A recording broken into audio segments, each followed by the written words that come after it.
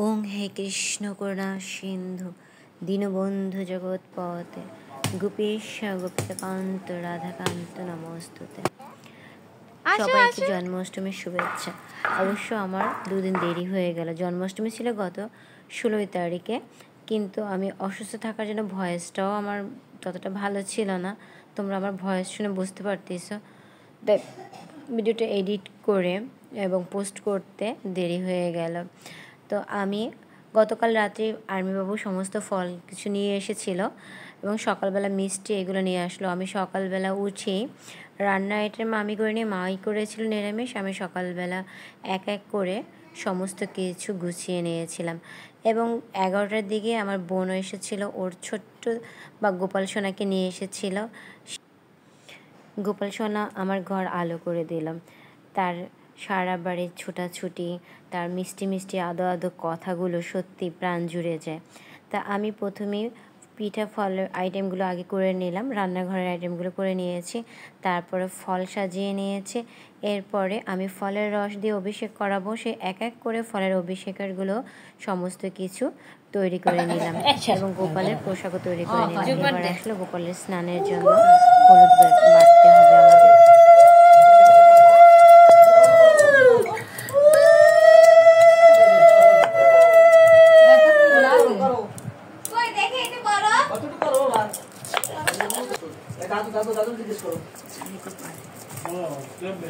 আমার সাথে সাথে আমাদের গোপাল সোনা সেও হলুদ বাটবে, তাই তো আমার কাছে হলুদ বাটার জন্য সে অনেক খুশি। প্রতিটা পর্ব সে খুব সুন্দরভাবে উপভোগ করছে, এটাই আনন্দ।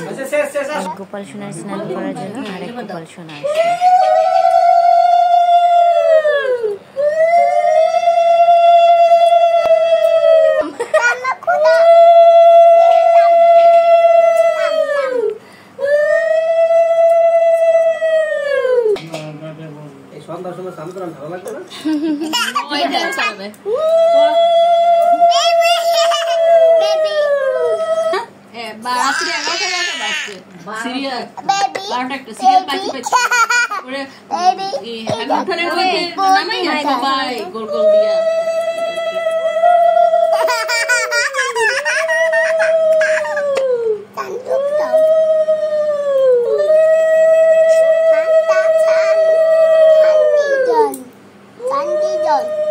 কি শান্তির জল না কি গো?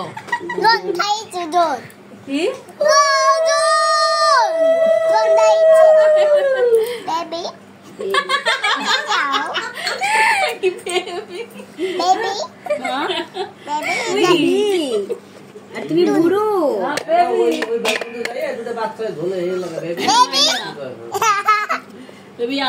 আরো বড়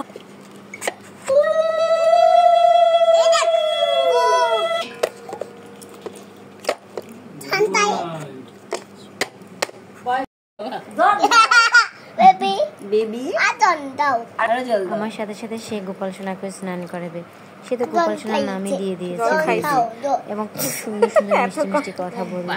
তো আমাদের স্নান করানো এক এক করে হয়ে যাচ্ছে। আমি করাচ্ছি, আর্মিবাবু করাচ্ছে। আমরা সকলে গোপাল সোনাকে স্নান করিয়ে নতুন পোশাক বানিয়েছি।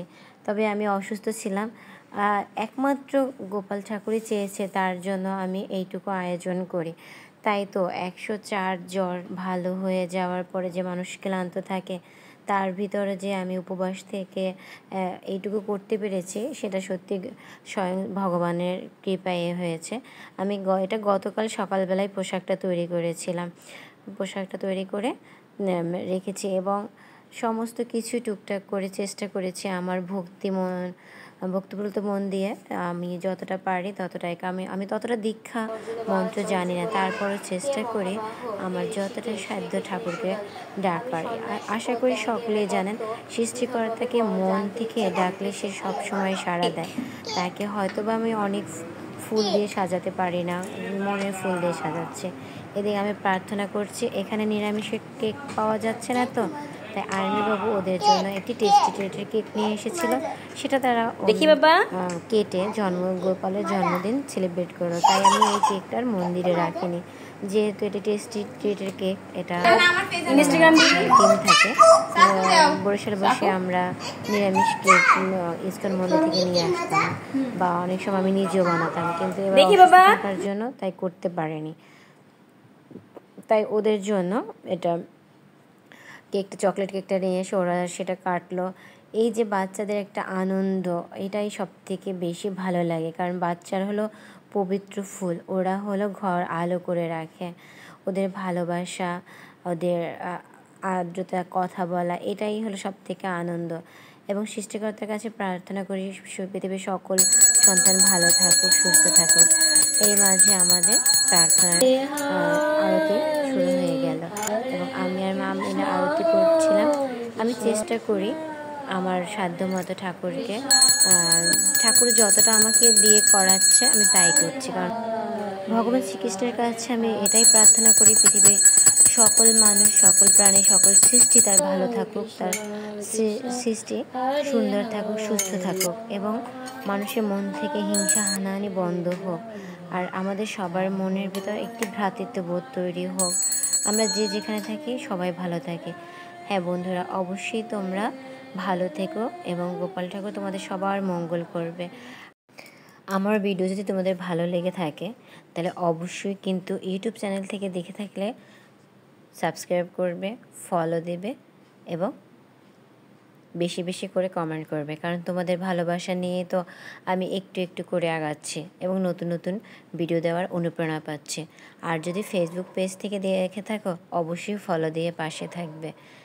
তো আজকের মতো এখানে বিদায় নিচ্ছি। ভগবান শ্রীকৃষ্ণ সবার মঙ্গল করুক, সবার মঙ্গল হোক। শুভরাত্রি।